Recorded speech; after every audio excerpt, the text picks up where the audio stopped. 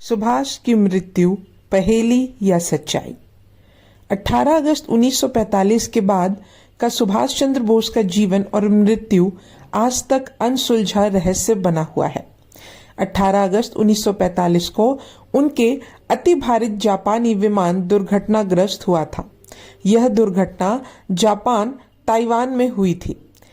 उसमें नेताजी मृत्यु से सुरक्षित बचे गए थे या नहीं, इसके बारे में कुछ भी स्पष्ट नहीं है। हालांकि उनके अधिकतर समर्थक मुख्यतः बंगाल में इस समय को तथ्यहीन और मृत्यु के कारण नहीं होना बताकर अस्वीकार करते हैं। उनके निधन के कुछ ही घंटों में षड्यंत्रकारी सिद्धांत प्रकट होने लगे और तत्पश्चात लंबी अवधि तक जारी रहे एवं बोस के बारे में सामरिक मिथकों को अस्तित्वमय बनाते रहे। स्वतंत्रता के बाद भारत सरकार जांच के लिए 3 बार आयोग गठित किए, जिनमें से 2 ने विमान दुर्घटना में मौत की पुष्टि की, लेकिन तीसरे के अनुसार बोस ने अपने आप को नकली मौत दी। उनकी मृत्यु के कारणों की नए सिरे से जांच की मांग कुछ राजनीतिक दलों द्वारा की जाती है।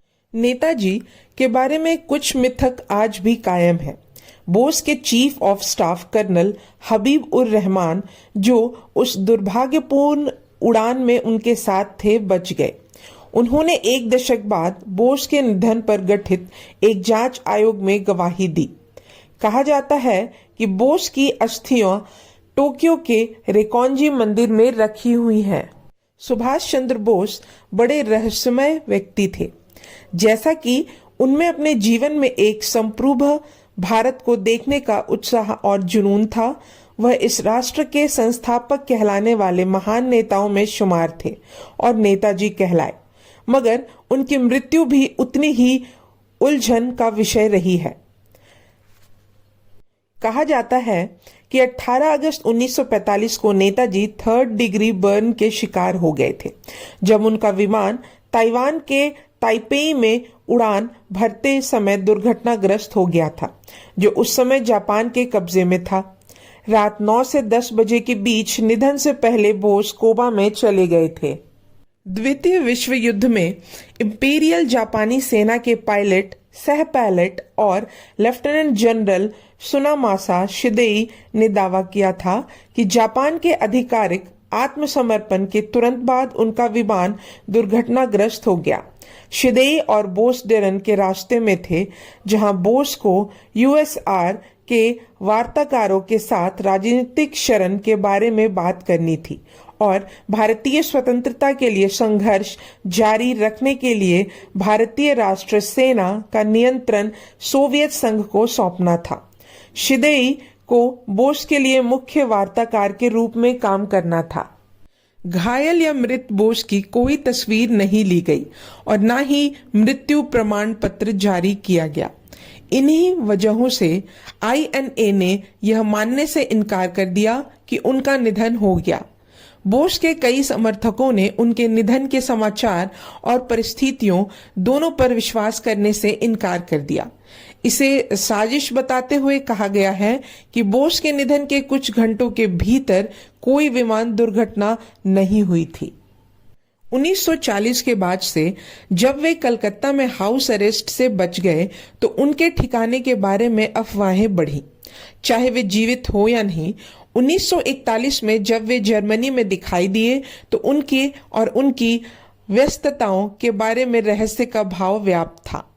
सन 1950 के दशक में कहानियां सामने आने लगी कि बोस तपस्वी बन गए थे। इतिहासकार लियोन्डो ए गार्डेन ने 1960 के दशक में इसे मिथक बताया था।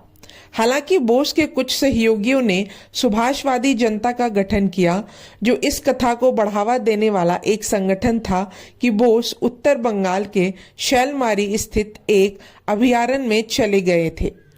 कुछ रिपोर्ट स्पष्ट रूप से नेताजी की मृत्यु को स्थापित करती है। कहा गया कि जब मित्सुबिशी के 21 बम वर्षक विमान जिस पर वे सवार थे, ताइपे में उड़ान भरने के तुरंत बाद दुर्घटनाग्रस्त हो गया। भारत सरकार ने अब तक नेताजी की मृत्यु, लापता होने की 3 जांच कराई हैं।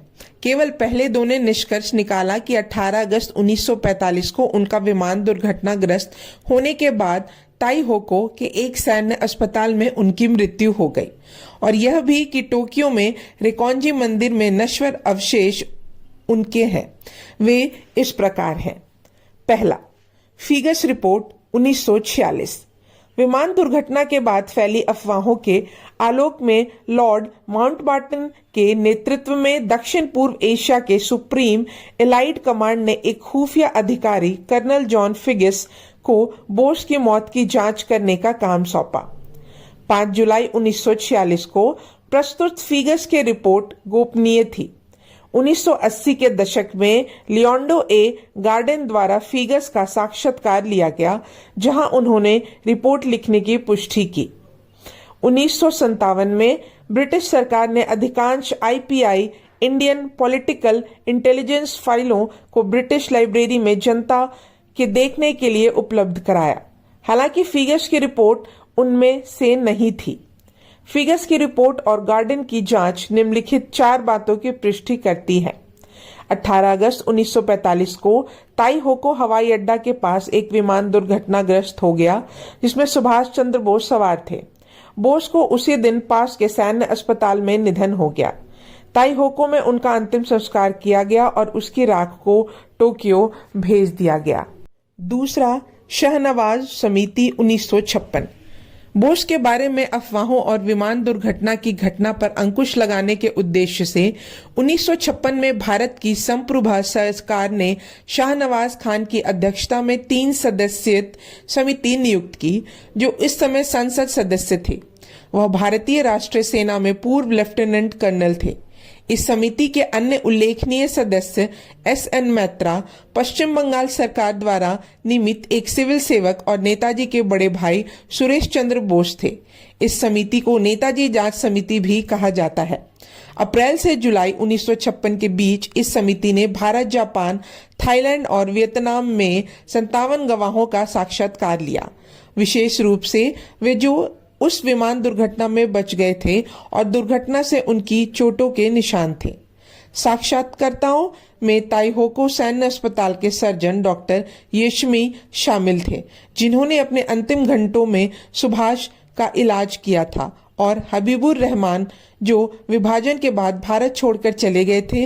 2/3 समिति यानी खान और मैत्रा कुछ मामूली विसंगतियों के बावजूद निष्कर्ष निकाला कि बोस की मृत्यु 18 अगस्त 1945 को ताई होको विमान दुर्घटना में हुई थी। सुरेश चंद्र बोस ने अंतिम रिपोर्ट पर हस्ताक्षर करने से इनकार कर दिया और यह दावा करते हुए असहमति का एक नोट लिखा कि शाहनवाज समिति के अन्य सदस्यों और कर्मचारियों ने जानबूझकर कुछ महत्वपूर्ण सबूतों को रोक दिया था, और यह कि समिति को नेहरू द्वारा विमान दुर्घटना से मृत्यु का अनुमान लगाने के लिए निर्देशित किया गया था।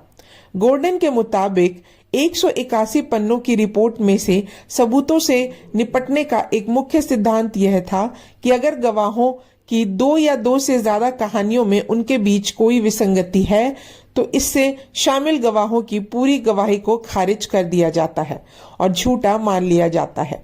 इसी आधार पर बोस ने निष्कर्ष निकाला कि कोई दुर्घटना नहीं हुई थी और उनका भाई अभी जीवित ही था।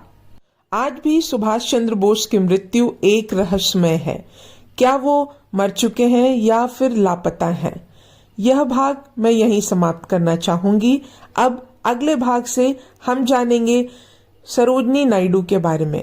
आशा करती हूँ कि आप लोगों को सुभाष चंद्र बोस वाला भाग काफी पसंद आया होगा, और आप मुझे कमेंट में जरूर बताएं कि आप और किन किन क्रांतिकारियों के बारे में जानना चाहते हैं। मैं जरूर कोशिश करूंगी कि आपको उनके बारे में अच्छी से अच्छी जानकारियां दे पाऊं। मिलते हैं अगले भाग में, तब तक के लिए धन्यवाद।